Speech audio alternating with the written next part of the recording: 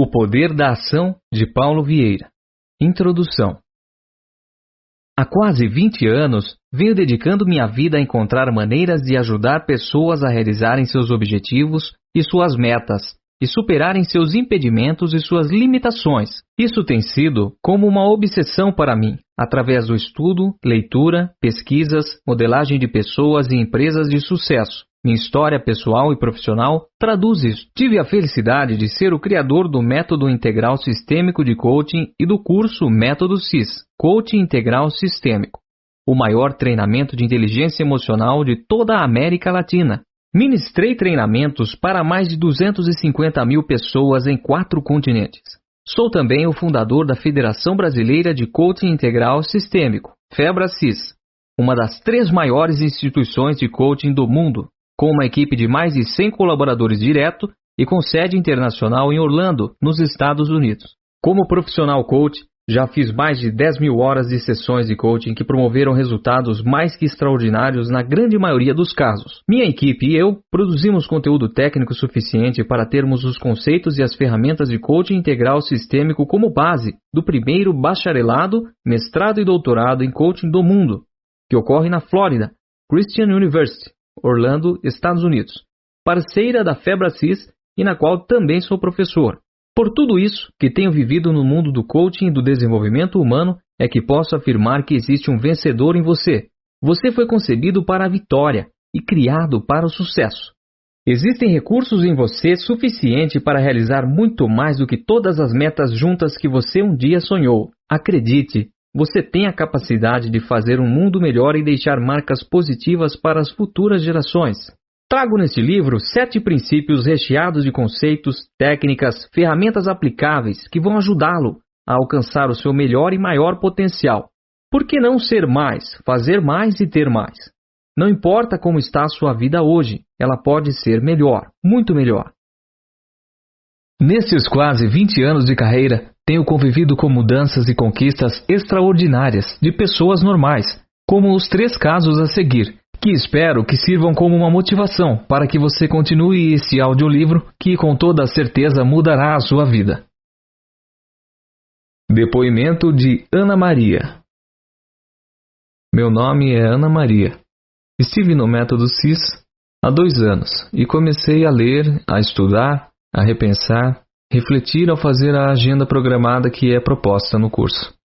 Na época, eu que estive lá fazendo o curso, eu não percebia o que estava acontecendo comigo. É como se estivesse cega ou anestesiada. Eu estava 20 quilos acima do peso e faço esse depoimento olhando para uma foto da época em que eu comecei o método.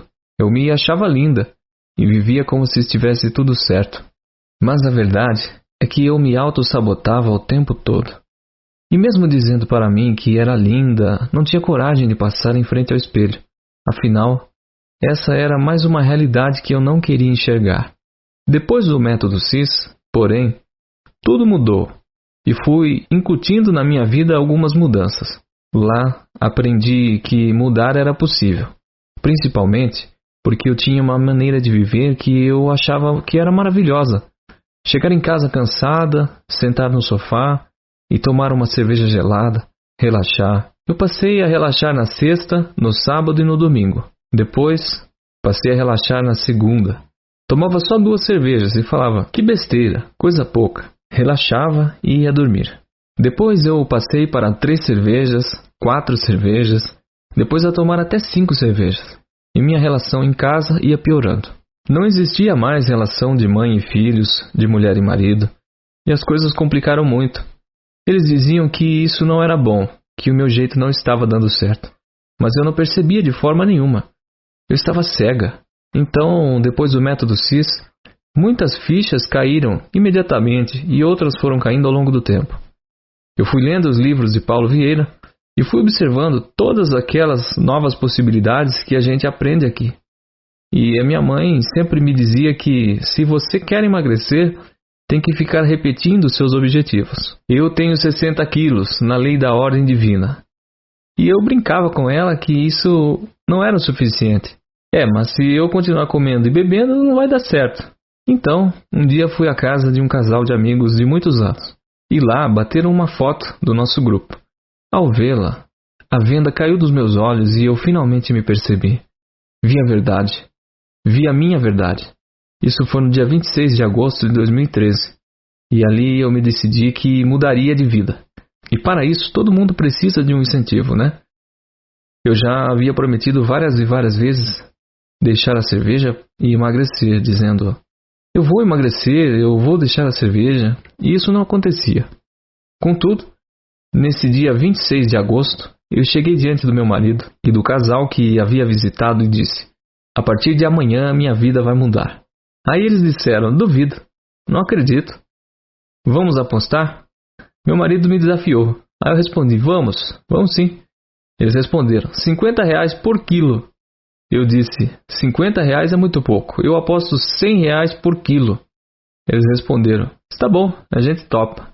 Então, a partir dali, a minha vida começou a mudar. Eu fui para uma médica endocrinologista que meu marido frequentava.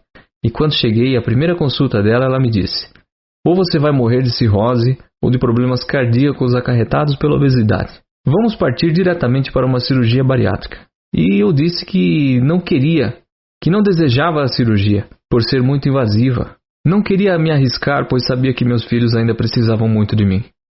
Ela respondeu: na sua idade, você não consegue emagrecer o tanto que precisa. Você necessita de uma cirurgia. Eu, porém, estava com a ideia fixa de que conseguiria emagrecer com a redução alimentar. E assim eu fiz. Emagreci quase 10 quilos sozinha. E o que impressionou a doutora. E não foi por medicação, e sim por uma redução alimentar que só consegui levar adiante por causa das mudanças e dos aprendizados que ocorreram em mim. Comecei pela primeira coisa que atrapalhava a minha vida, a cerveja. Eliminei a cerveja, como também qualquer outro tipo de bebida alcoólica. Escolhi e selecionei os alimentos que me faziam bem, como diz Paulo Vieira durante o curso. Eu acordei para mim e para a vida. E hoje, depois de 1 ano, saí daquela situação para algo extraordinário. O mais importante, sabe quantos quilos eu consegui perder? 35 quilos perdidos sem cirurgia ou remédios destruidores. 35 quilos a menos. E eu vou continuar. Resumindo, já eliminei 35 quilos, parei de beber, me tornei uma mãe super presente e participativa na vida dos meus filhos. Hoje sou a esposa que meu marido queria ter ao lado dele. Sem contar que sou mais alegre, feliz, comunicativa e esperançosa. E tenho a segurança de saber que ainda existem muitas coisas a mudar na minha vida. Logo, logo voltarei ao Método CIS para falar para quem está começando a acordar dos sonhos que conquistarei neste ano. Agradeço, claro, ao meu esposo, aos meus filhos e também ao meu padrinho especial, o professor Saraiva, que é meu mentor, coach e amigo, que foi quem me trouxe ao Método CIS. Então, muito obrigado. E acreditem, tudo é possível, principalmente mudar. Depoimento de Vânia Barroso. Eu nunca tinha ouvido falar de Paulo Vieira e pensei que estava só indo a mais um curso de inteligência emocional. Foi meu esposo, acostumado a fazer cursos e mais cursos, quase um coach informado, quem me convidou para fazer o Método CIS. Desanimada, disse que não ia, mas ele insistiu que eu fosse porque já havia pago pelo curso. Mesmo assim, ainda insisti que ele fosse sozinho. Foi quando ele me explicou que o curso começava de manhã e durava até a madrugada, atravessando o final de semana. Eu, muito ciumenta, achei o horário meio estranho e decidi que iria com ele. E somente por causa do ciúme fui fazer o Método CIS. Quando o curso começou, não consegui pensar em mais nada. Vivi o momento. Muitas fichas caíram no meu primeiro dia. Meu marido se sentiu da mesma forma. No segundo dia, compreendi ainda melhor a mudança que era proposta ali. Quando Paulo Vieira falou de famílias, filhos, percebi que eu não era uma boa mãe. Lembro que foi um choque levar a minha filha à pediatra. Ser questionada sobre qual remédio minha filha estava tomando e ter que perguntar isso à babá. A babá sabia mais sobre minha família do que eu mesma. Bem cínica e séria, a médica perguntou: qual das duas era a mãe? Aquilo foi uma facada terrível. Nessa época, eu ainda não tinha feito o Método CIS. Foi apenas no curso que comecei a fazer uma autocrítica. No Team Coaching Life, eu tomei a decisão de demitir a babá, mas eu fiz isso com amor nas palavras. Eu demiti, abraçando-a e chorando com ela. O que eu senti era gratidão por ela ter me servido a vida inteira. Mas, a partir daquele momento, decidi ser tudo para os meus filhos, do jeito que ela havia sido por vários anos. Foi uma despedida muito difícil. Porém, ela entendeu que eu precisava ocupar o espaço de mãe. Aquilo era muito novo para mim. Acordar cedo era novidade, olhar a agenda era novidade, arrumar a mochila era muito novo. No primeiro dia em que eu arrumei a mochila da minha filha, eu me esqueci de colocar o uniforme escolar dela. Foi vergonhoso quando eu cheguei à escola e a professora veio me dizer isso. Pedi desculpas à professora. Foi um momento constrangedor, mas aquele dia também foi de vitória. Aquele era meu primeiro dia de mãe. Hoje sou empresária, dona de uma gelateria, que em menos de 5 meses já saiu na revista Veja como a melhor da cidade. As filas dobram a esquina a partir de quinta-feira. Ninguém nunca imaginou que eu fosse trabalhar com meu marido, mas hoje ele é meu sócio. Nosso negócio é um sucesso, não só pelo gelato, pelas filas, mas também pelo que os clientes falam sobre a empresa. Já ouvi pessoas comentarem que não é o sorvete. Já ouvi pessoas comentarem que não é só o sorvete, mas algo mais que faz com que se sintam bem. Eu acredito que nossa missão é dar sorte para todas as pessoas. E Paulo Vieira usa esta frase: isso dá uma sorte, em todos os cursos como um bordão bem-humorado. E na minha gelateria, nossos atendentes que também fizeram o método dizem a mesma coisa. Isso dá uma sorte. Aqui, entrega-se o sorvete com amor e acreditando na frase, isso dá uma sorte. Eu levo isso para a minha vida e tem dado muita sorte. Fiz todos os exercícios e me dediquei de verdade. E realmente vale a pena. Foi por causa dessa agenda de exercícios pós-curso, dos filmes e dos livros a que tive acesso no treinamento que decidi ser a mãe que sou. Uma mãe presente na vida dos filhos. Também me tornei uma esposa totalmente diferente. Ciúme? Essa palavra não existe mais no meu vocabulário. Sempre falo para as pessoas que Deus usa anjos e Ele usou Paulo Vieira na minha vida e na vida da minha família. Sou muito grato. Depoimento de Maximiliano Rores. Desde que decidi mudar, pude ver grandes revoluções na minha vida. Há muito tempo, eu tentava e não conseguia, mas hoje eu consigo. Minhas conquistas acontecem. As críticas pesavam mais. Hoje pesam menos. Penso de forma positiva, não me comparo mais com os outros. Sei que sou capaz e pago o preço necessário para alcançar meus sonhos e objetivos. Quero compartilhar com você, leitor, os ganhos que tive na minha vida após o método CIS. Há pouco mais de um ano, um amigo cuja família tinha feito o curso convidou-me para o CIS. Nunca acreditei nesse tipo de treinamento. Ainda que meio desconfiado, eu fui. No primeiro dia, continuei com o pé atrás. Achei tudo muito estranho, senti-me desconfortável. Mas com o passar do tempo, aquilo foi me tocando. As fichas foram caindo. Na sexta-feira, fui para casa refletindo sobre tudo o que vi e ouvi. No sábado, eu gostei bem mais. No domingo, as fichas realmente caíram. Fiquei impressionado com a quantidade de pessoas que tinha evoluído através do método. Elas estavam lá compartilhando suas conquistas com todos. Também me impressionei com a paixão do Paulo no curso. Fiquei maravilhado com a dedicação dele, com o fato de ele tornar aquilo forte e impactante. Como ele mesmo diz, o CIS é tremendo. Logo que comecei o método CIS, eu tinha ido ao nutricionista e decidido fazer uma dieta. Eu era sedentário, tinha dor nas costas e outros problemas relacionados à obesidade. Na época, eu pesava 112 quilos. Hoje peso 91. Perdi 21 quilos em 3 meses. No período do CIS, comecei a fazer atividades físicas, algo que não fazia havia um bom tempo. Antigamente, eu não corria nada. Hoje eu consigo correr 6, 7 quilômetros. Isso todo dia.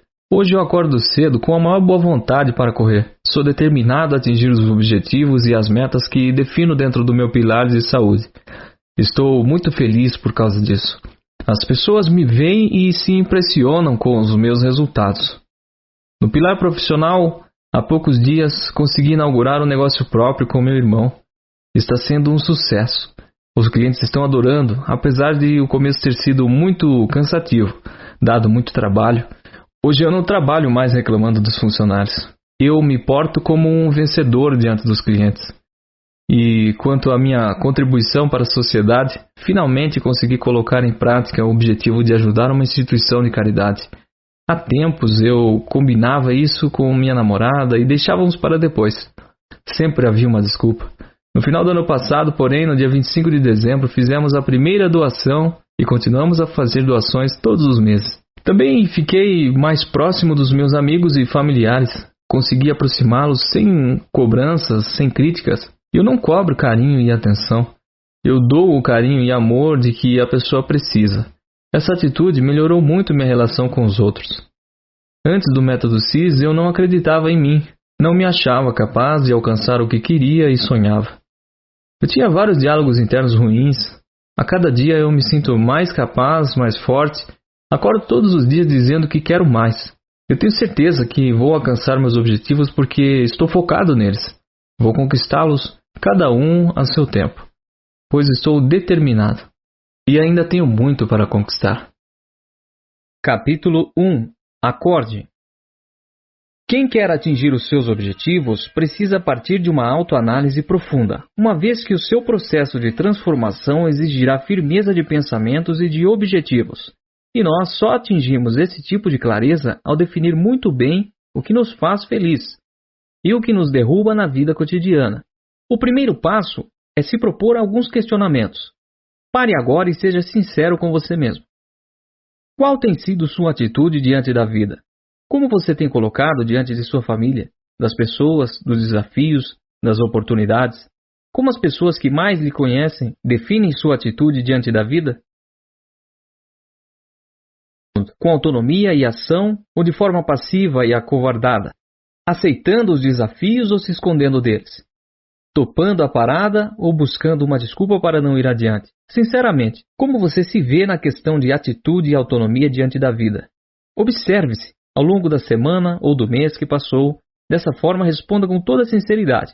Você foi para a academia e assumiu o comando da saúde ou deixou mais uma vez para recomeçar na segunda-feira ou no mês que vem? Quando você olha para a forma do seu corpo, sente prazer e orgulho, vergonha e tristeza, ou finge que nem está nem aí? Você tem sido referência na empresa em que trabalha, gerando grandes resultados, desempenho tremendo e dessa maneira conduzindo sua carreira ao sucesso profissional? Ou você é mais um que preenche a vaga de emprego e reclama do chefe e da empresa? Você continua estudando e aprendendo como um jovem aprendiz sedento por informações e saberes? Ou acredita que já aprendeu tudo o que precisava para ter o melhor da vida e mal lê um livro por ano, deixando o seu destino à deriva? Em casa, você é um pai ou uma mãe presente, que dedica tempo de qualidade a seus filhos e conduz sua família com uma vida abundante? Você senta no chão com eles, brinca ou gargalha? Ou seu trono real na frente da TV e do smartphone o impede de ser um pai ou mãe capaz de formar verdadeiros campeões? Com base nessas perguntas, assinale como você sinceramente se percebe hoje, no contexto da autonomia de ser, fazer ou ter o melhor. Primeira opção, como capitão do barco da sua vida ou como marinheiro à espera de ordens. Como diretor de um filme de sua vida ou como coadjuvante que espera uma vez para entrar em cena. Como escritor do livro da sua vida ou como um personagem à espera do próximo capítulo. Qual foi o resultado gerado por essas perguntas dentro de você? Como você se sente depois de respondê-las e autoavaliar-se? Quais fichas caem? Você está dando o seu melhor? Você está usando o seu tempo para construir uma vida extraordinária? Sem querer ser redundante, mas buscando profundidade em mudanças e conquistas, peço que responda de próprio punho as perguntas poderosas que vêm a seguir. Qual tem sido sua atitude diante da vida?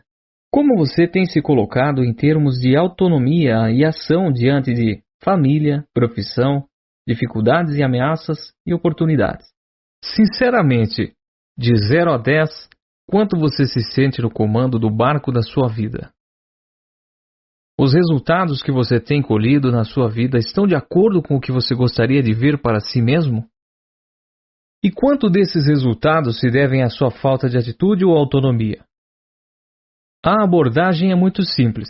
Cada um tem a vida que merece. Mude sua atitude e você mudará a sua vida e os seus resultados. Acredite, tenho visto milhares de pessoas mudarem suas atitudes diante da vida. Pessoas que decidiram pagar o preço das mudanças.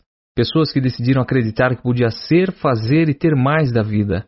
Convido você a acordar e assumir sua real identidade, e garanto que este livro vai lhe ajudar a descobri-la. Entre nesta viagem para conseguir trazer à tona uma nova atitude, desvencilhada dos resultados que você obteve no passado, assim como a autoimagem que os gerou.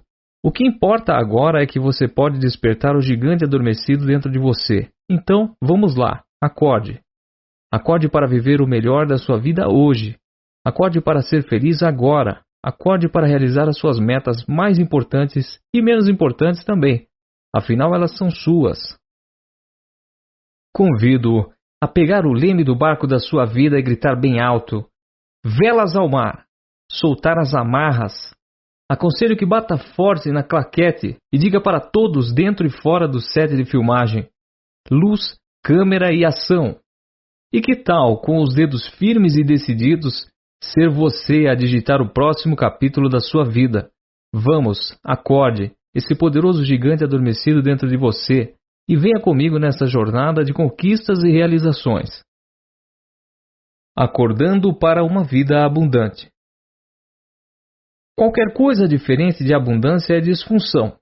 Existe uma passagem bíblica que me faz muito bem e que produz em mim gigantesca crença de possibilidades. Nela, Jesus Cristo diz: mas eu vim para que tenham vida, e vida em abundância. Jó, capítulo 10, versículo 10. Pessoalmente, acredito completamente na veracidade literal dessa passagem. Creio que você e eu estamos aqui para ter e viver o melhor deste mundo aqui e agora. Como também foi dito por Jesus: neste mundo tereis aflições, em Jó 16:33. De fato, teremos reveses, quedas e problemas ao longo da nossa vida. Isso é algo que não escolhe classe social, raça ou gênero. As dificuldades existem para todos os seres humanos. Contudo, mesmo assim, continuo acreditando que até as piores aflições podem e devem produzir aprendizados e mais abundância ainda em nossa existência. O CIS, na sua base teórica, filosófica, ferramental e prática, busca os seus processos produzir abundância em todas as áreas, e acredita que tudo o que não for abundância é disfunção, e de forma obstinada trabalha para eliminar ou diminuir qualquer disfunção na vida das pessoas. O bordão usado por todos nós do CIS diz assim: eu vim para que tenham vida e vida em abundância. Jesus Cristo, Jó, capítulo 10, versículo 10. E tudo o que não é abundância na sua vida é disfunção. E toda disfunção deve e merece ser tratada. Paulo Vieira. Dr. Anthony Portigliatti contou-me uma história que fala dessa visão abundante de vida. Certa vez, estava um senhor em seu barquinho pescando.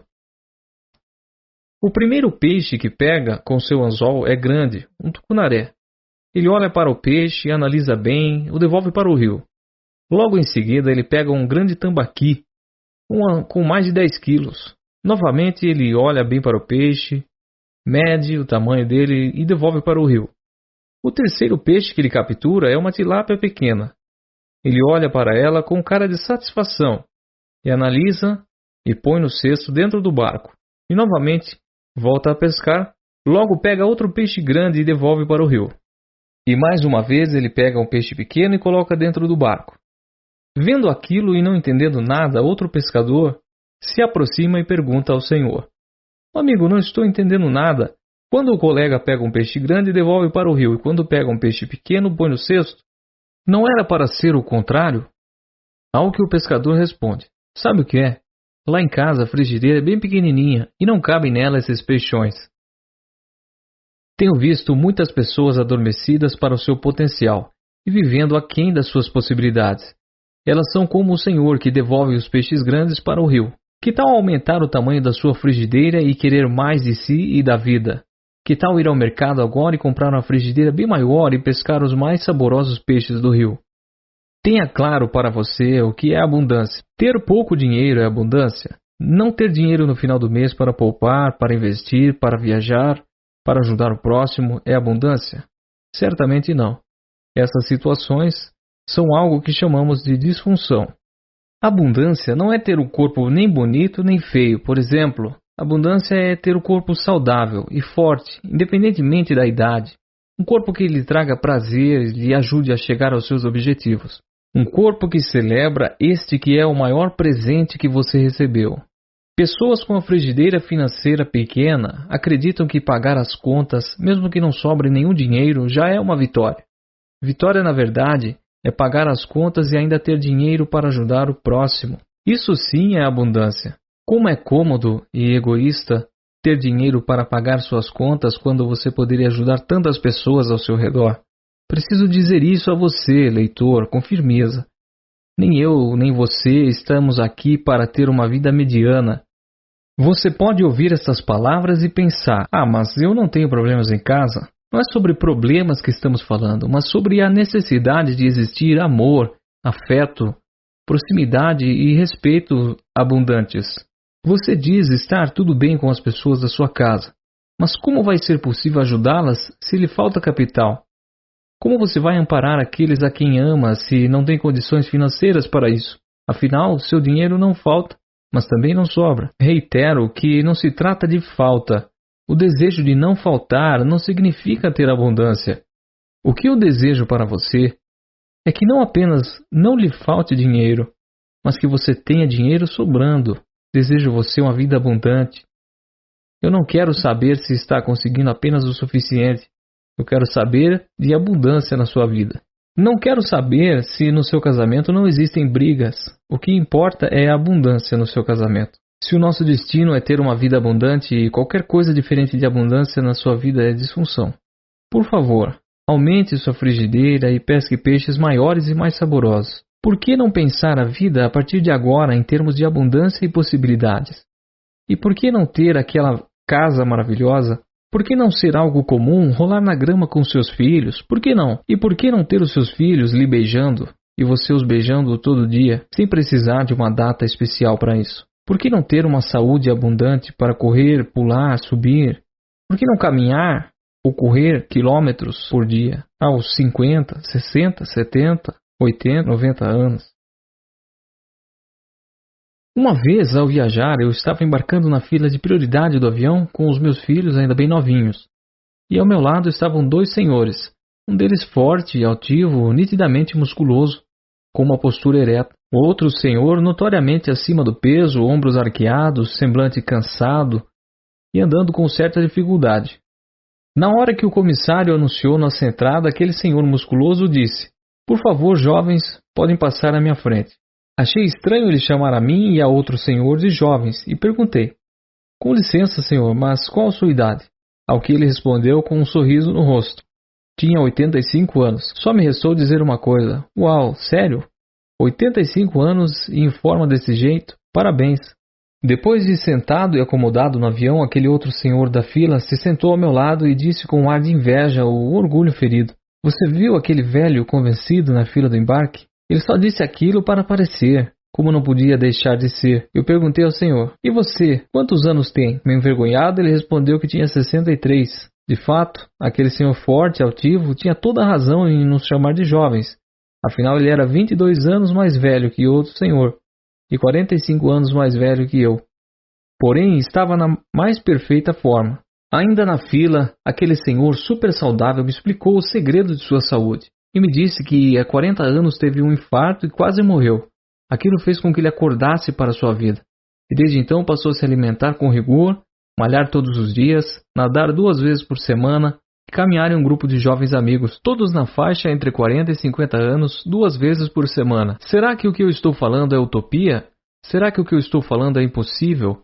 Será que o que eu estou falando é inatingível para alguém? Veja que não estou falando de uma vida sem aflições ou problemas. Vamos ter problemas, sim. Vamos ter dificuldades, sim. Por que não aprender com cada chuva como fazer um telhado melhor para a nossa casa? Por que não aprender com cada tormenta como construir um barco mais forte? E esse é o ponto desse capítulo. Olhe no espelho e pergunte-se: por que não? Estilo de vida abundante. E agora você pode me perguntar: o que é um estilo de vida abundante?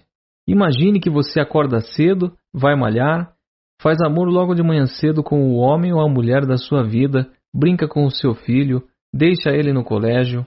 vai trabalhar, ama o trabalho e gosta do que faz. E por isso faz com prazer, faz bem feito, é reconhecido, ganha dinheiro, mais do que apenas o suficiente para a sua sobrevivência.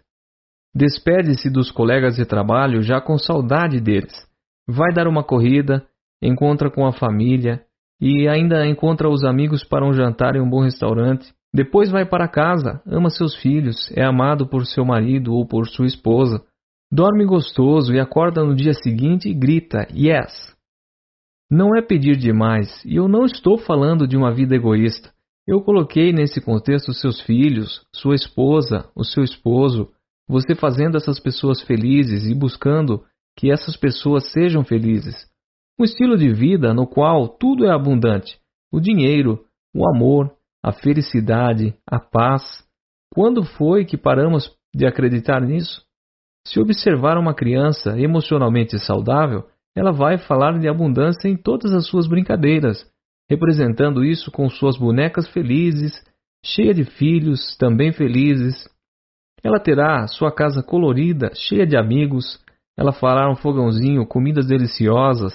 Quando foi que algo tão natural na nossa infância se tornou tão distante e utópico, a ponto de aceitarmos tão pouco da vida?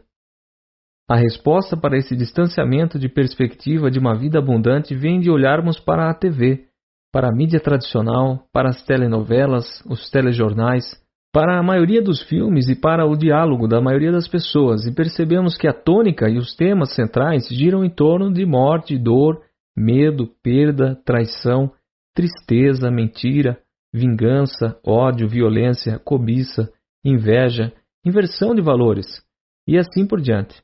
Todas essas informações e todos esses estímulos vêm de várias direções, mas principalmente da mídia. E quando falamos de mídia, além de vir carregada de alta precisão cognitiva no que deseja comunicar, vem também abarrotada de forte e impactante conteúdo emocional, que atinge profundamente o ser humano nos dois hemisférios cerebrais, no esquerdo cognitivo e no direito emocional, fazendo com que, pela repetição incessante, nosso cérebro passe a acreditar que todo esse lixo de informação compõe uma vida normal.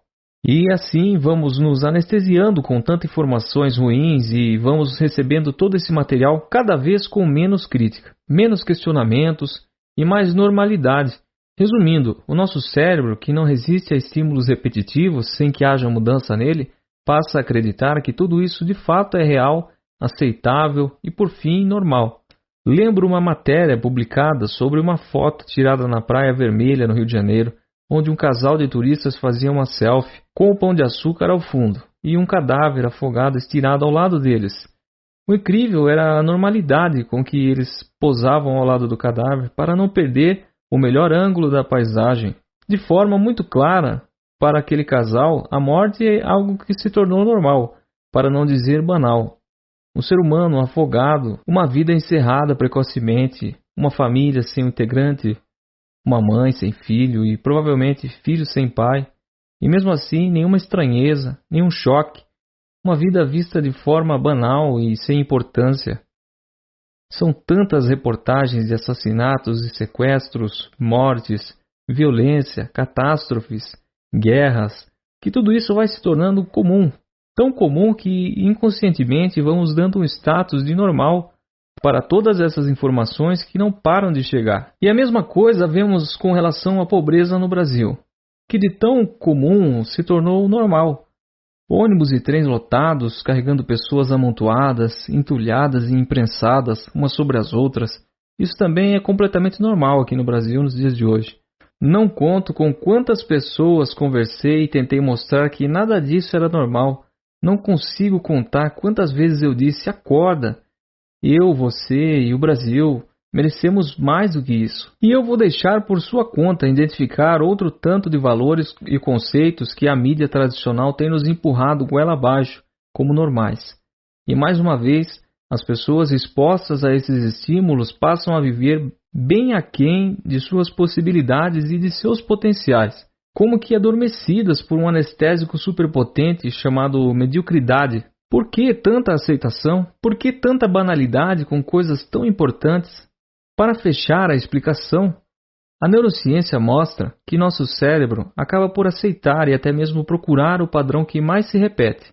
Quando nossa mente, buscando segurança e subsistência, compara nossa vida a telejornais, telenovelas, noticiários, filmes e a tudo que a cerca, nossa mente passa a acreditar que a mídia dos acontecimentos, que de antemão foram tão corriqueiramente apresentados, são de fatos normais e aceitáveis, até desejáveis.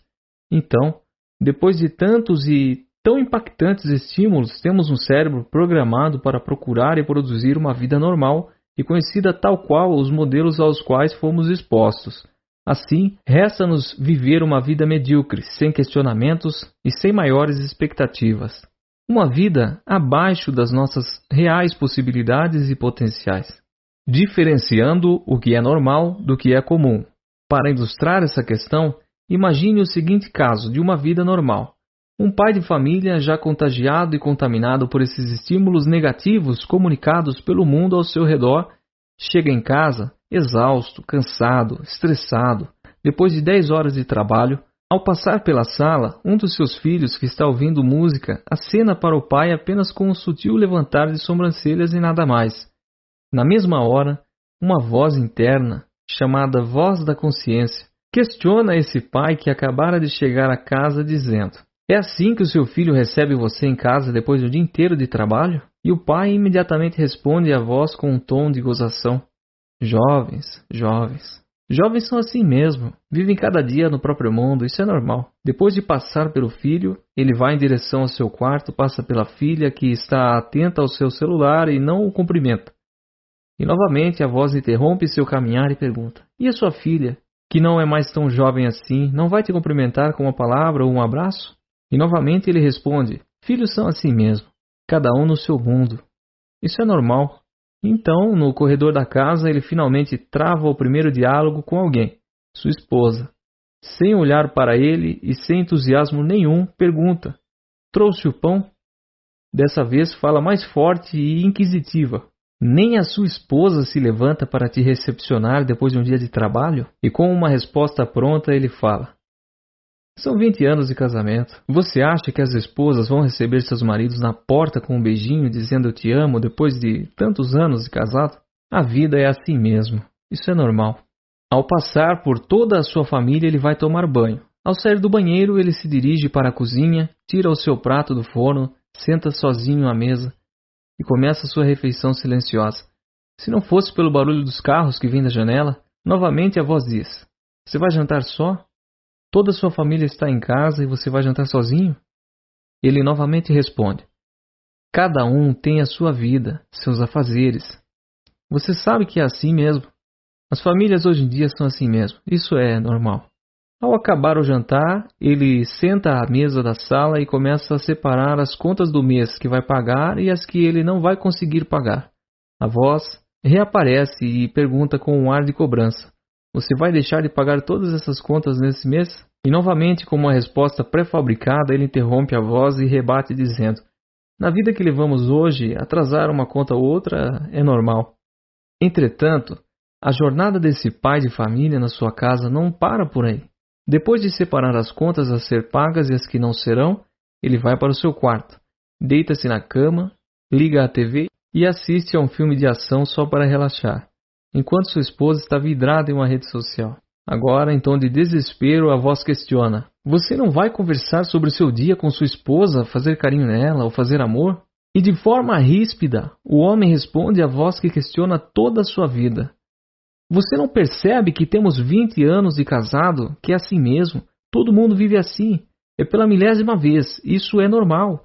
Minha esposa gosta de rede social e eu gosto de filmes de ação e pronto." Passada uma hora, o filme de ação se transformou em um filme de pornografia. A esposa já está dormindo e ele, mesmo exausto, não sente sono. Tenta dormir, mas não consegue. Desliga a TV e permanece com os olhos abertos. Sem conseguir relaxar, a alternativa é tomar um remédio para dormir. Ele toma um comprimido que não faz efeito. Depois de tomar o segundo comprimido, a voz, já cansada de seu dono e seu estilo de vida, pergunta mais uma vez: "Vai tomar 2 comprimidos para dormir?"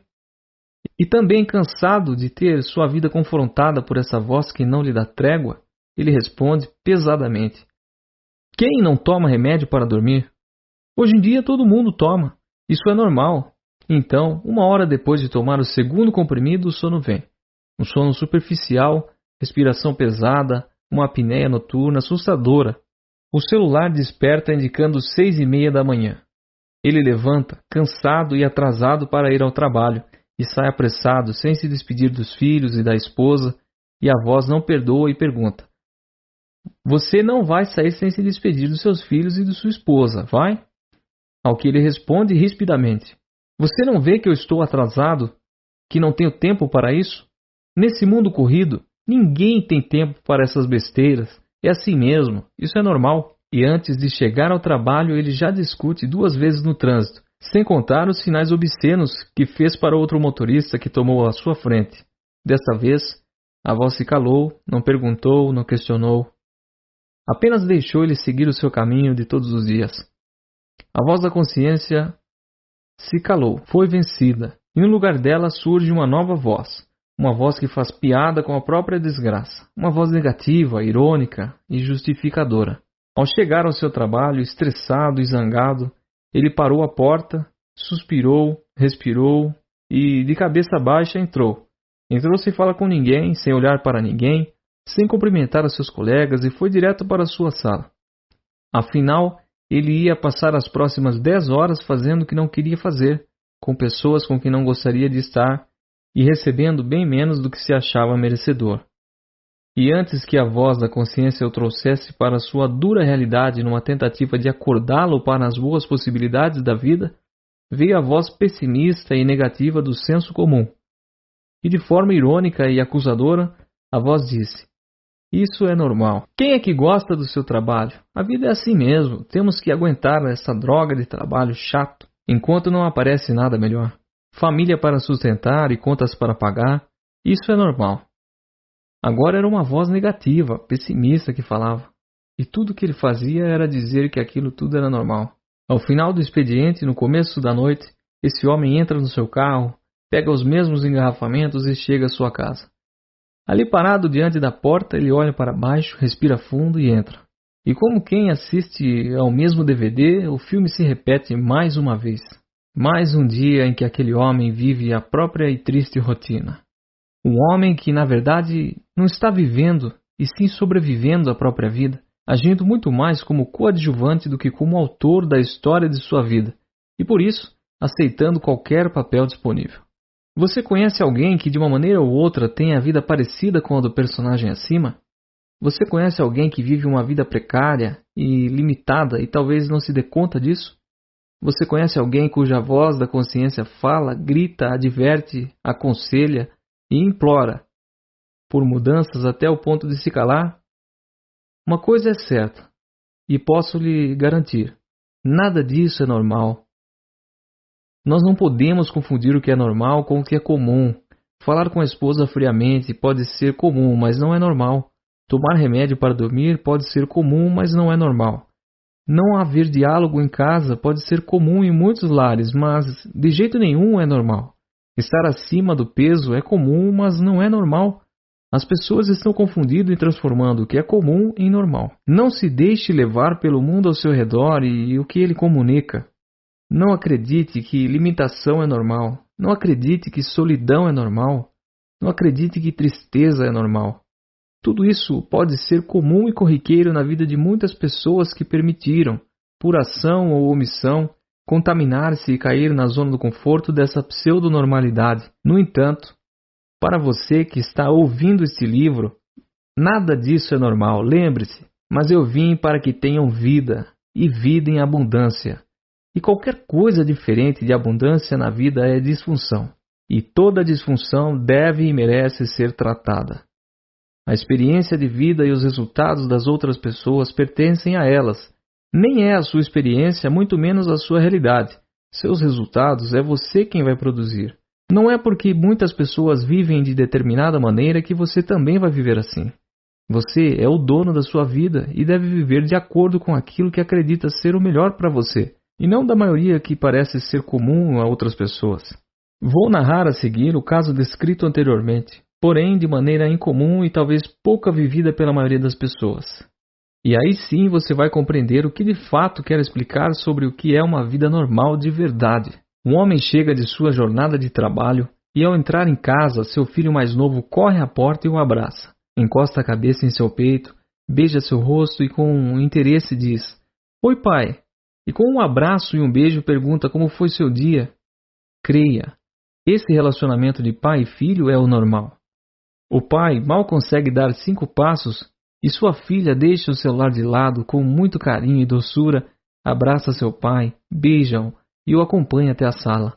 Ao chegar à sala, é recebido pela esposa com um beijo apaixonado e um abraço terno.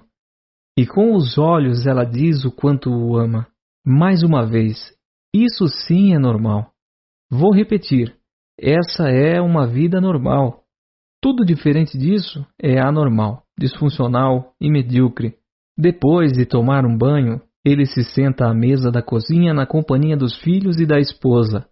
E seu jantar é um momento especial de diálogo e amor e família ao redor da mesa. Isso é uma família normal.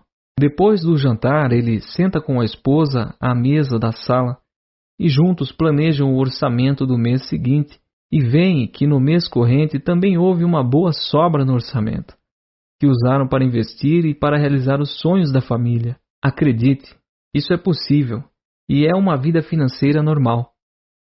Depois de fechar o orçamento do mês, toda a família senta-se junto à mesa da sala para jogar, brincar, conversar e talvez assistir um filme que de fato vale a pena.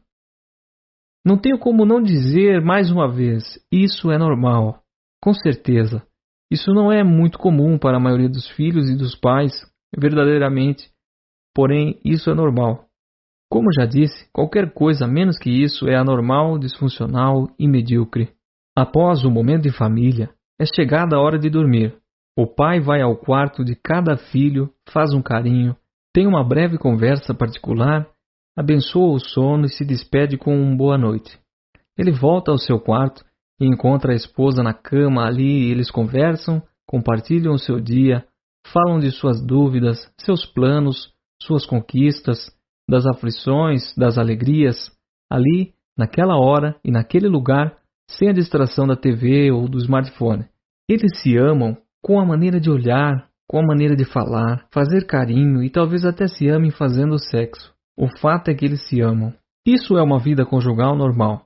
Não importa se tem 3 anos de casados, 7 anos de casados, 15 anos de casados ou 50 anos de casados, definitivamente isso é o normal de uma vida conjugal. Ele dorme cedo com a sensação de preenchimento, de completude, de que sua vida vale a pena ser vivida.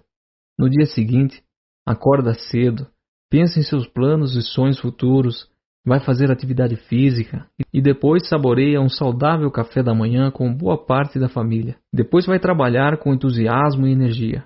Como isso é maravilhosamente normal. Ao chegar à empresa, ele entra de maneira triunfal, cumprimenta cada colega de trabalho com um olhar sorridente, sorriso sincero e palavras de otimismo. Ele é solícito e apoiador, querido, respeitado e reconhecido por todos, como um perito no que faz. Esse homem sente enorme prazer em trabalhar e produzir. Ao acabar sua jornada de trabalho, ele é invadido por uma sensação gostosa de dever cumprido, de um dia super produtivo, e antes de sair do trabalho, despede-se de seus colegas e sai com um sorriso no rosto e ávido para chegar em casa, sabendo que existem pessoas que esperam por ele no aconchego do seu lar. Isso é de fato normal. Quando ele chega em casa, tudo se repete, de maneiras diferentes, mas com a mesma qualidade emocional, com os mesmos sentimentos. Essa é uma vida bem vivida, uma vida verdadeiramente normal e nada comum. Não importa a situação em que sua vida esteja hoje, a primeira coisa que deve fazer para mudar a forma como vive é acordar e entender a diferença entre normal e comum. Depois, saber que é possível ter uma vida maravilhosamente normal. E, por fim, estar disposto a construir um padrão de vida baseado em uma rotina de excelência. Durante os meus eventos, é muito comum participantes perguntarem à minha equipe se de fato eu vivo o que prego, se minha família é assim, se meu relacionamento com os meus filhos é recheado de amor, afeto, carinho e respeito, se eu e minha esposa somos de fato um casal feliz e amoroso. A resposta é um alto, sonoro sim. Somos felizes, sim. Temos uma vida dinâmica e apaixonada, sim. Aparecem desafios ao longo da nossa caminhada? A resposta também é sim. Contudo, mesmo com os desafios, crescemos e melhoramos e nos tornamos ainda mais felizes. Agora que você já sabe que existe uma tremenda diferença entre uma vida normal e uma vida comum, volto a convidá-lo. Acorde. Ouça a voz que vem de dentro de você. Ouça a voz de Deus e não aceite nada menos do que uma vida realmente abundante. Vamos, pule da cama já e venha para uma vida normal, incomum e maravilhosa, disponível a todos que verdadeiramente se dispõem a construí-la. Será que preciso mudar algo em mim?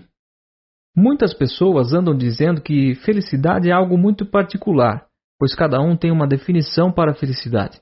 Eu não concordo com essa ideia. Acredito que as pessoas possuem maneiras diferentes de se vestir e cada um busca a sua maneira de se sentir alegre. No entanto, a alegria, além de ser passageira, não é o nosso foco. O que falo aqui é sobre estilo de vida abundante, sobre felicidade perene, real e existencial. E entendo que, para ser verdadeiramente felizes, precisamos potencializar cada uma das áreas da nossa vida. Afinal, cargo alto em uma empresa por si só não faz ninguém verdadeiramente feliz. Ter muito dinheiro e não ter uma família harmônica não adianta muitos no contexto de felicidade. Então, fique alerta. Sua vida não é o que você diz que ela é, e sim o que é percebido, visto e presenciado na prática. Não adianta você dizer que é um bom pai e que seus filhos são felizes se você não dedica tempo e tempo de qualidade a eles. Não adianta dizer que você é um bom pai se seus filhos não são fortes emocionalmente, vigorosos e felizes. Então, não importa o que eu e você dizemos. Não importa a nossa visão. Às vezes até nossas certezas sobre o que acontece no dia a dia. O que importa são os nossos comportamentos, em especial os resultados gerados e percebidos por todos. Você quer saber se é bem-sucedido financeiramente? Então lembre-se de que não é o que você diz ou mostra às pessoas que determina seu patamar financeiro. O que determina se você é bem-sucedido financeiramente é quanto você ganhou no último ano. O que diz se você é próspero financeiramente ou não é quanto tem nas suas aplicações financeiras ou imóveis. Quer saber quem você tem sido como cônjuge? Olhe para seu casamento. Olhe quantas vezes o seu marido ou sua esposa lhe beija. Olhe o respeito que existe entre vocês. Observe como dormem e como acordam. Quantas vezes vocês se olharam nos olhos? Quantas vezes ao longo do dia vocês se abraçaram? Seja sincero e corajoso para olhar para a sua vida como de fato ela tem sido. Avalie com a mente aberta. E se ela não está abundante, é hora de acordar e começar a agir. Capítulo 2. Haja. Até quando tu dormirás, ó preguiçoso? Quando te levantares do sono, a pobreza te atacará como um bandido, e a necessidade te atacará como um homem armado. Provérbios, capítulo 6, versículo 9. Imagine um grande tonel de madeira, como um barril de madeira gigante. Ele mede 3 metros de altura por 2 de largura. É feito de madeira escura com amarrações de metal ao seu redor. Diferentemente de um tonel comum, esse não tem tampa na parte superior. Fica sempre aberto. Vamos lá. Gostaria que você visualizasse esse tonel com todos os detalhes. Não importa se você não é bom desenhista. O que importa é o fato de que o seu cérebro está representando essa imagem internamente.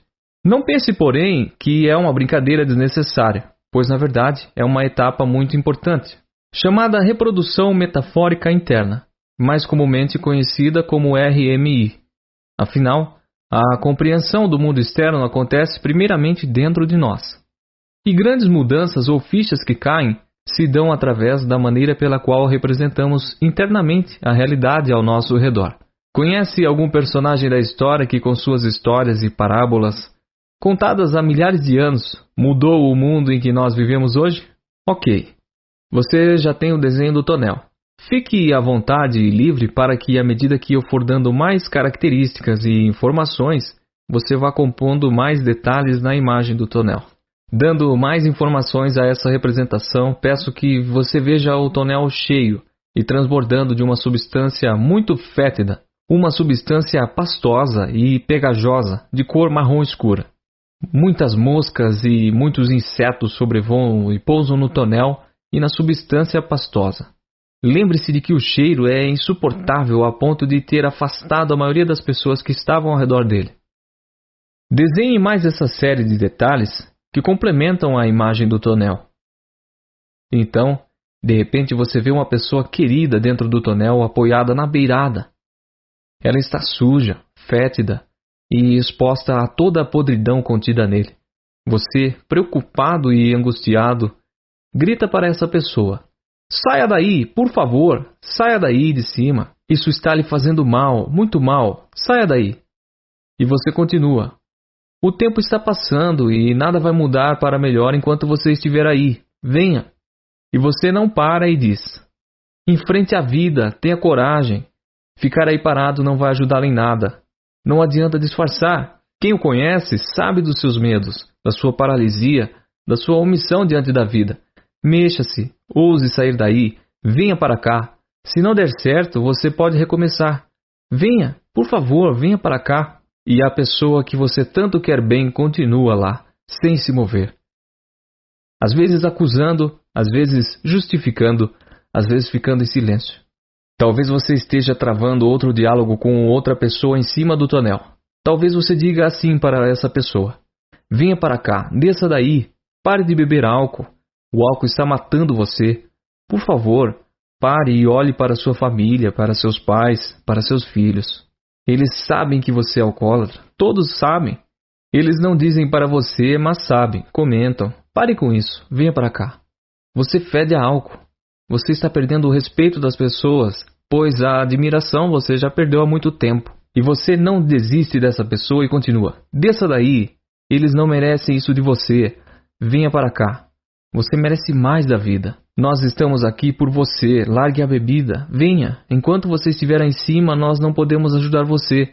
Olhe para os seus filhos, eles merecem mais de você. Limpe-se e venha para cá. Aqui é o seu lugar, venha." Ou será que o diálogo com essa pessoa é assim: "Saia daí, esse não é o seu lugar. Você pode mais, muito mais do que isso. Desça daí. Venha assumir a responsabilidade pelo seu futuro financeiro e profissional. Saia daí de cima do muro. Faça algo de verdade por você e pelos seus. Pare de fingir que está fazendo as coisas. Pare de fingir que está tentando. Ninguém mais acredita nas suas desculpas. Faça alguma coisa e deixe de ser o peso para as outras pessoas. Elas não merecem isso. Saia daí e venha trabalhar e produzir de verdade. Venha ganhar dinheiro. Desça daí e construa sua independência financeira e profissional. Por mais que você fique aí dando desculpas ou usando disfarces de bem-sucedido, todos sabem onde você está e quem você tem sido. Por favor, pare de decepcionar as pessoas. Assuma uma postura decidida e faça algo. Desça daí." Na minha jornada profissional de coaching, já vi muitas pessoas que queriam ajudar os seus amigos e familiares a descerem de cima do grande tonel, usando todos os meios e todas as estratégias.